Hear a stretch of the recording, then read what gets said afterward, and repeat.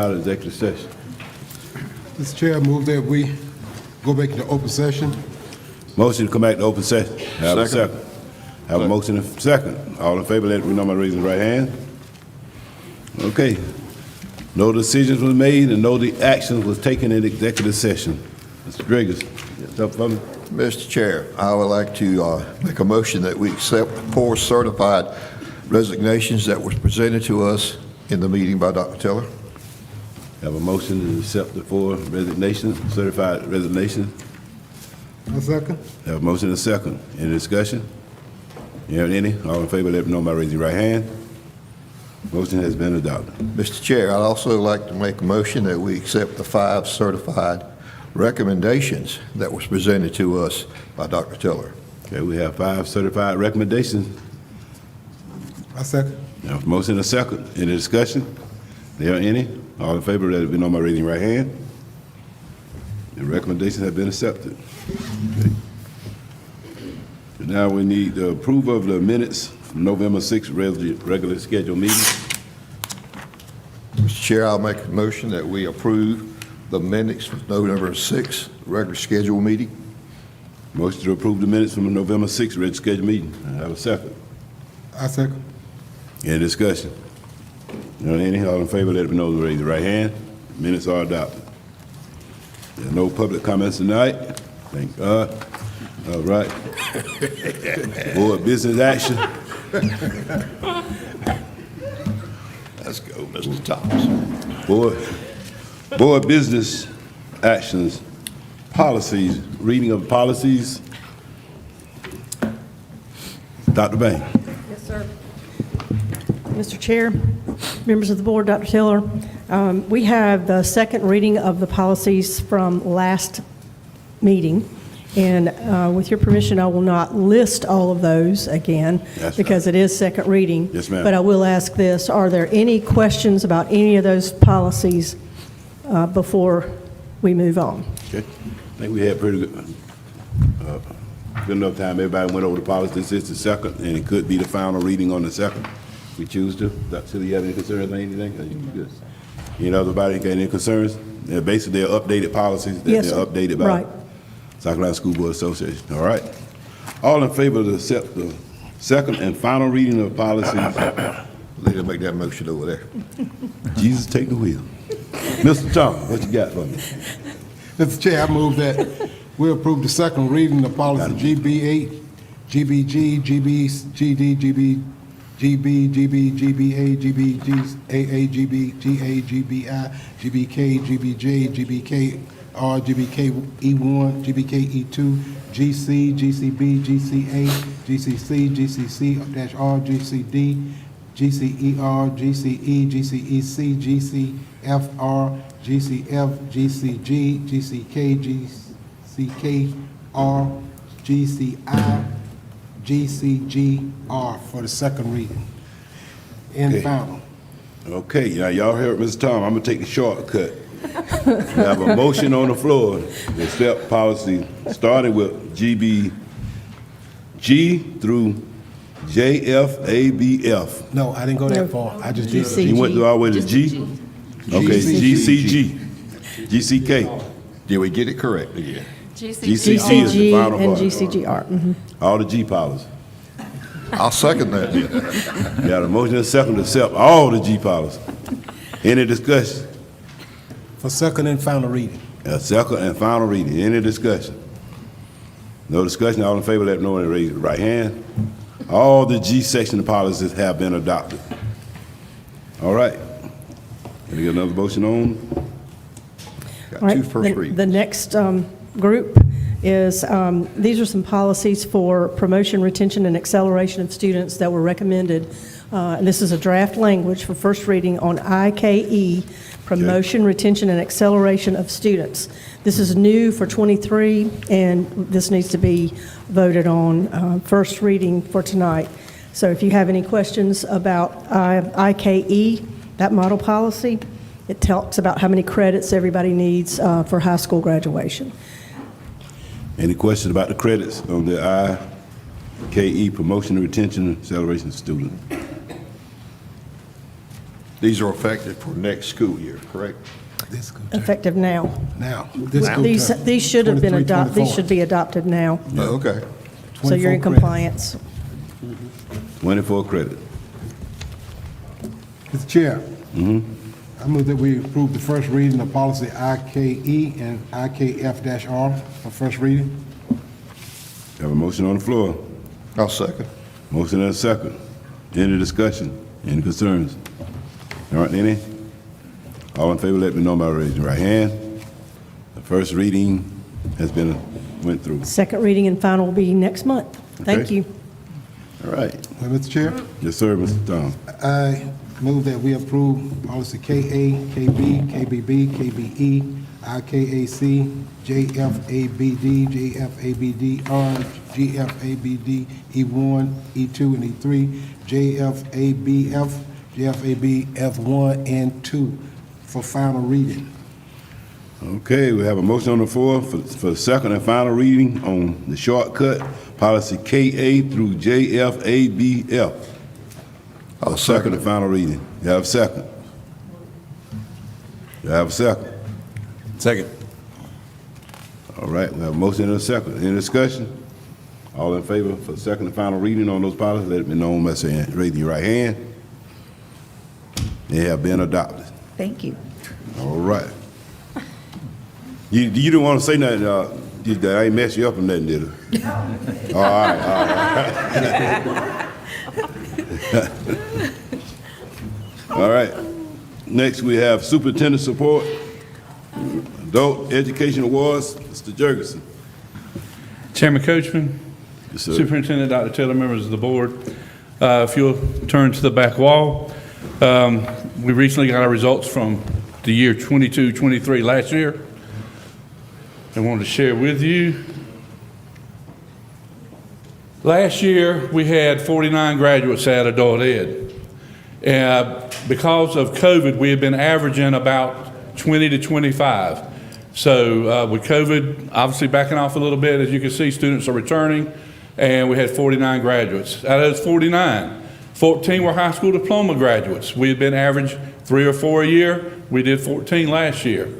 GED graduates, 35. We've been averaging about 20, so we almost doubled that. We also partner with DSS for the Snap to Work program. We're only one of 8 programs that do that in the state of South Carolina. Our GED graduates of high school age are now considered graduates by the state. It used to be if they left the high school and came over to adult ed and got a GED, they were considered a dropout. But that changed last year, and we had multiple students that earned GEDs to help with the graduation rate, and we're doing the same thing this year. And then finally, Marlboro County Adult Education attained or exceeded all 10 benchmarks for state accountability.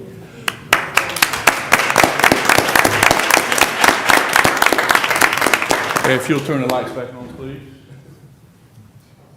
So what does all that mean? Well, the hardware's here at the end of the table. As I mentioned, we're only one of 8 programs in the state that works with DSS to work with single mothers and families to help try and get them employed, get them education, get them started on their own. And to the far left here on the table is our award from the state as one of only 8 programs that works with that program. Beside it is our Adult High School Diploma Completer Award. Because we went from 3 high school graduates to 14, we were recognized for that high percentage jump, and we're going to try and double that this year. And then over on my far right here, we've got a GED trophy because we went from 20 to 35. We almost doubled it. So again, that was a great accomplishment. And then the last trophy to my far right, there are 55 programs, adult eds across the state of South Carolina. When you look at our benchmarks, and they have a formula they grade us by, Marlboro County ranked in the top 5 of the state.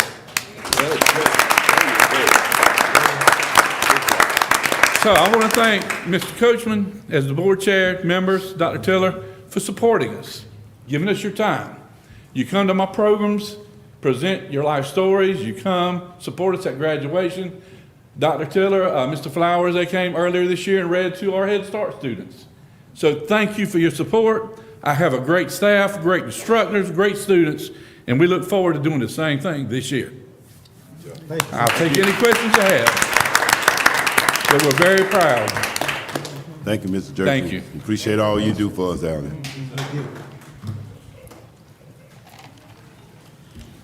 Okay. Safety Grant Award, Mr. Herbert McNeil. Got some money for us. Yeah, grant now. Good evening, Mr. Board Chair, board members, and Dr. Tiller. Give me great pleasure to stand before you to talk about this grant. Dr. Tiller came in early, boots on the ground, put us right in for a grant, got the information and all from Ms. Jeanette. We got a grant in for safety, for school safety. We put in for this grant. We took a lot of work. This team of myself, Miss Ellison, Miss Collier Johnson, Miss Melanie Jeanette, and Mr. McFadden. We went to work, got all the information in. They come from the State Department, you know, to walk around the schools and check things with us. And in the end, we garnished $1 million for the safety grant. We want $1 million. Yes, sir. And so we want to thank you for that leadership, and also let you know that's some of the money that we needed to go towards some of the stuff you saw last board meeting or whatever we decided to do with it. But now we got to start on getting some of this done. And it has to be spent on safety. Correct. All right. Yes, sir. Thank you and your team and everybody putting our children first. And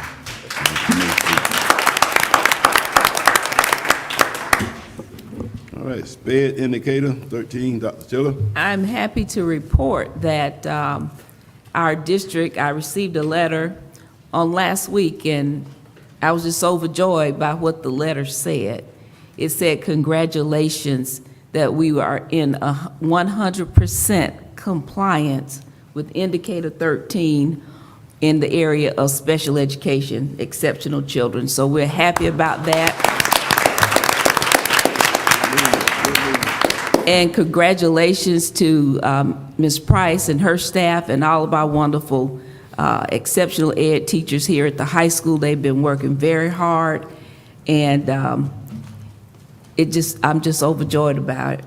So we're happy about that. And I'd also like to share that on Saturday, Dr. McLeod and we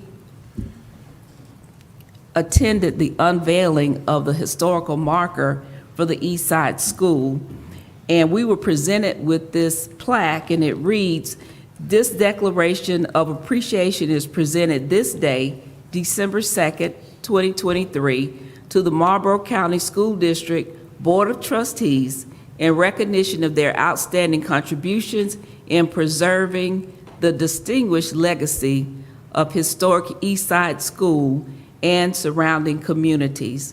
And this was presented from the Chesterfield Marlboro Economic Opportunity Council and the East Side School Preservation Alumni Association.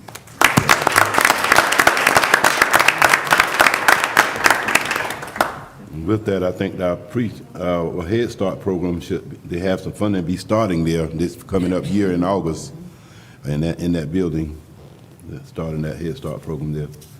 So we should have a lot more kids being able to come right here in Bennettsville and attend Head Start program. Good job, good job. All right, talk about a little money here now. Employee bonus. Please. Mr. Benjamin, you the man of the hour. Good evening, everyone. Good evening, Mr. Benjamin. Chairman Coachman, Dr. Tiller, Superintendent, and the board members. Hopefully after tonight, a lot of questions will be answered. I'm quite sure. We get a lot of phone calls to the finance office, so hopefully after tonight, they'll be answered. Okay. At this time, I'll present you the details of the employee bonus for the school year of 23-24. All district employees as of 12/1/2023 will receive a bonus. The amount will be based on your full-time or part-time status of $1,000 for full-time and $500 for part-time, and this will be the net amount. The bonus will be distributed as a check, a live check, and it will be available at the district office on 12/15/2023. Again, that's on 12/15/2023, between the hours of 9 a.m. to 10 a.m. The finance team will organize each check by the department or location or school, and one representative from each location will need to come to the district office and sign off on your packet of checks, and you will be responsible for distributing them. If you have any questions, I'll be happy to entertain them, but hopefully that explains it all. Anybody got any questions? Anybody got any questions before I say so?